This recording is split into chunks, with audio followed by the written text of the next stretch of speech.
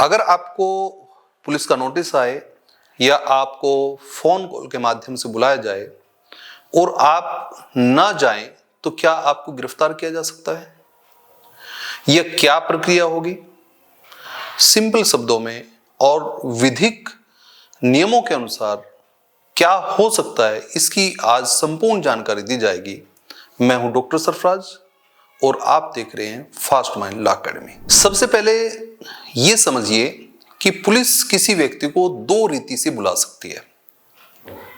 Number एक, कोई formal notice जारी करके, जो कि बीएनएसएस की धारा सेक्शन 35 क्लोज 3 या सेक्शन 179 के अंतर्गत एक फॉर्मल नोटिस जारी करके बुलाया जा सकता है, या सामान्य फोन कॉल के माध्यम से बुलाया जा सकता है। अब दोनों, जो फॉर्मल नोटिस जारी किया गया है, एक सामान्य फोन कॉल किया गया है, तो दोनों का अलग अलग विधिक प्रभाव होगा। यदि आपको लीगल नोटिस दिया गया है, आप किसी ऑफेंस में इन्वॉल्व हैं और सेक्शन 35 क्लोज 1 के अंतर्गत आपकी अरेस्टिंग नहीं हो सकती, तो एक सूचना जारी करके आपको थाने में बुलाया जाता है। या फिर अगर आप तथ्यों और परिस्थितियों से परिचित होते हैं तो सेक्शन नंबर 179 बीएनएसएस के अंतर्गत आपको नोटिस जारी करके आपको बुलाया जाता है। यदि पुलिस अधिकारी को कोई कंप्लेंट या क्रेडिबल इंफॉर्मेशन की दी जाती है, कोई विश्वसनीय जानकारी मिलती है कि आप किसी संज्ञेय अपराध से संबंधित अपराध आपने किया है, आप किसी अपराध में इन्वॉल्व हैं जो 7 वर्ष तक के अपराध से अधिक नहीं है, बिलो द 7 ईयर इम्प्रिजमेंट का प्रावधान जिसमें है, और उसके अंतर्गत सेक्शन नंबर 35 क्लोज 1 के अंतर्गत आपकी अरेस्टिंग नहीं हो सकती है, नहीं होती है, तब आपको धारा 35 क्लोज 3 का नोटिस जारी किया जाता है। इस नोटिस का विधिक प्रभाव यह होता है कि आपको बुलाए जाने पर जाना आवश्यक होता है। यदि आप नहीं जाते हैं, यदि आप नोटिस का पालन नहीं करते हैं, तो पुलिस अधिकारी नॉन बेलेबल वारंट इशू करा के आपकी अरेस्टिंग कर सकते हैं। दूसरी तरफ बीएनएसएस का सेक्शन 179 इस बात को स्पष्ट करता है कि यदि इन्वेस्टिगेशन के दौरान पुलिस अधिकारी को ऐसा प्रतीत होता है कि कोई व्यक्ति उस मामले के तथ्यों और परिस्थितियों से परिचित है, अर्थात वो उन चीजों को एक्वेंटेड है फैक्ट्स से, सर्कमस्टांसेस से, वो जानता है, एज ए विटनेस उसे बुलाया जा सकता है, वो जानकारी रखता है, तो सेक्शन 179 के अंतर्गत उसे थाने बुलाया जा सकता है और उससे उस मामले के संबंध में उसका स्टेटमेंट लिया जा सकता है। लेकिन यहां पर कुछ अपवाद हैं। कुछ लोगों को सेक्शन 179 बीएनएसएस के अंतर्गत भी नहीं बुलाया जा सकता है, बल्कि अगर पुलिस अधिकारी को ऐसा दिखाई पड़ता है कि वो एक्वेंटेड हैं, तो फिर उनके रेजिडेंस पर, उनके निवास स्थान पर, या जहां उनका कन्वीनियंट प्लेस हो, जहां सुविधाजनक स्थान हो, वहां पर जाएगा पुलिस अधिकारी और वहीं पर स्टेटमेंट लेगा। ये लोग जिन्हें नहीं बुलाया जा सकता उनमें वुमन है। अगर कोई महिला है तो सेक्शन 179 इस बात को स्पष्ट करता है कि आप उसे नहीं बुलाएंगे। यदि कोई मेल पर्सन है, कोई पुरुष है और उसकी एज बिलो द 15 ईयर है या अबव द 60 ईयर है, या फिर वो कोई इन्फर्म पर्सन है, कोई सीरियस सिकनेस में रहने वाला व्यक्ति है, कोई शिथिलांग है, कोई बीमार व्यक्ति है, तो उसे भी आप नहीं बुलाएंगे, अपितु उसके घर पर जाकर ही उससे जानकारी प्राप्त करेंगे।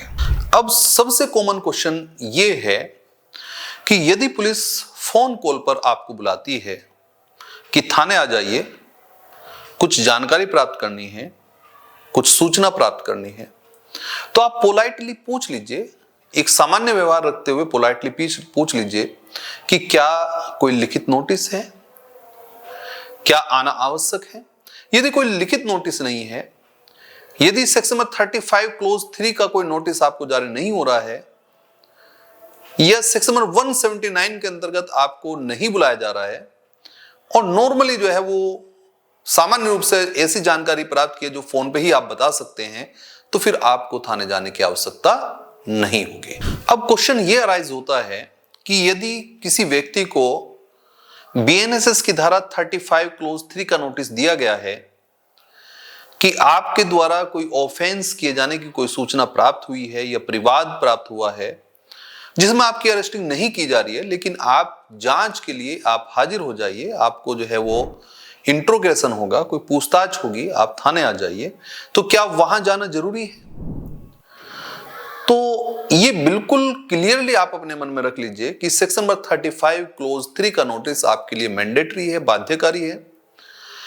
क्लोज नंबर 35 क्लोज 4 आपको साफ करता है कि अगर आप उस नोटिस का पालन करते रहेंगे तो आपकी अरेस्टिंग नहीं होगी, लेकिन अगर आप उस नोटिस का पालन नहीं करेंगे तो पुलिस अधिकारी कोर्ट से वारंट इशू करा के आपकी अरेस्टिंग कर सकते हैं। इसलिए 35 क्लोज 3 के नोटिस का पालन करिए, अदरवाइज आपके विरुद्ध वारंट इशू करा के आपकी अरेस्टिंग हो सकती है। इसीलिए हमारी एडवाइस है कि आप पुलिस के द्वारा जारी किए गए नोटिस को हल्के में मत लीजिए और आप बिना मतलब डरिए भी नहीं। सबसे पहला, अगर आपके पास कोई रिटन नोटिस आया है तो आप अपने विधिक सलाहकार से बात करिए, नोटिस का जो रिटन फॉर्म है उसका रिकॉर्ड रखिए, नोटिस किस कोर्ट से आया है, किस पुलिस ऑफिसर से आया है, किस थाने से आया है, किस मामले में आया है, नोटिस में क्या लिखा हुआ है, उस सारी चीजों की जो है जानकारी प्राप्त करिए। तो फ्रेंड्स, अब आपको क्लियर हो गया होगा कि हर एक नोटिस को आप हल्के में मत लीजिए, लेकिन डरिए भी मत। इसका मतलब अपने अधिकारों का प्रयोग कर सकते हैं, लेकिन अपनी जिम्मेदारी का, अपने दायित्व का निर्वहन किया जाना भी आवश्यक है। आपका अधिकार है। अगर ओरल केवल आपको बुलाया जा रहा है, कोई रिटन नोटिस इशू नहीं हुआ है, तो जाना आवश्यक नहीं है। यदि सेक्शन नंबर 179 BNS का पोर्शन है, आप महिला हैं, आप शिथिलांग हैं, आप पुरुष हैं लेकिन 15 वर्ष से कम आयु के हैं, आप 60 ईयर से ज्यादा आयु के हैं, तो आपको जाना आवश्यक नहीं है।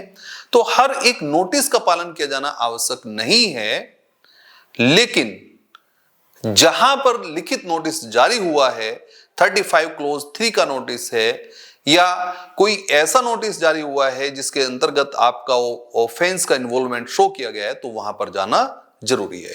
तो आपको क्लियर हो गया होगा कि किस नोटिस का पालन किया जाना आवश्यक है और किस नोटिस का पालन करने की आवश्यकता नहीं है। तो इसी प्रकार के सामान्य जानकारी के लिए हमारे साथ बने रहिए। मैं हूं डॉक्टर सरफराज और आप देख रहे हैं फास्ट माइंड लॉ एकेडमी। मिलते हैं नेक्स्ट वीडियो के साथ। Thank you.